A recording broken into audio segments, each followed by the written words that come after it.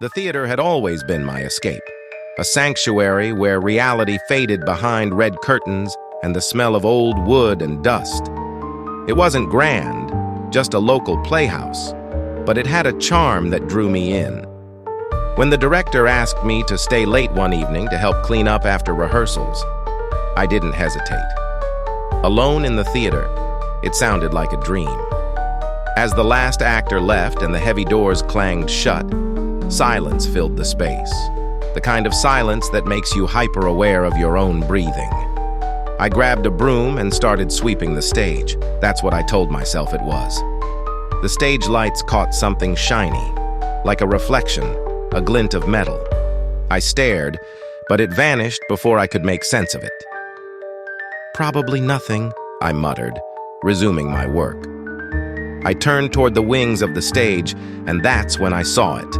The mannequin. It was part of the props for the upcoming play, a weathered thing with chipped paint and one arm missing.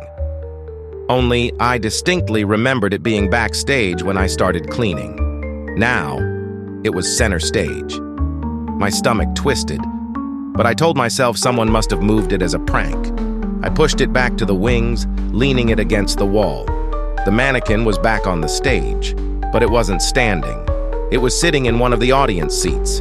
I stumbled backward, nearly dropping the broom. My instinct was to leave, but my curiosity got the better of me. I spun around, trying to pinpoint the source, but it felt like the walls themselves were speaking. I bolted for the exit, but the heavy doors wouldn't budge. When I turned back to the stage, the mannequin was standing again, but this time it was joined by others. They hadn't been there before. At least 6 or 7 mannequins, all in various states of disrepair, lined the stage. Their eyes seemed to follow me. And then they moved, not like people, more like marionettes jerking and twisting toward me. As I glanced back at the darkened theater one last time, the faint outline of a marionette stood, its presence heavy, almost daring me to return. The next thing I remember is stumbling out of the theater.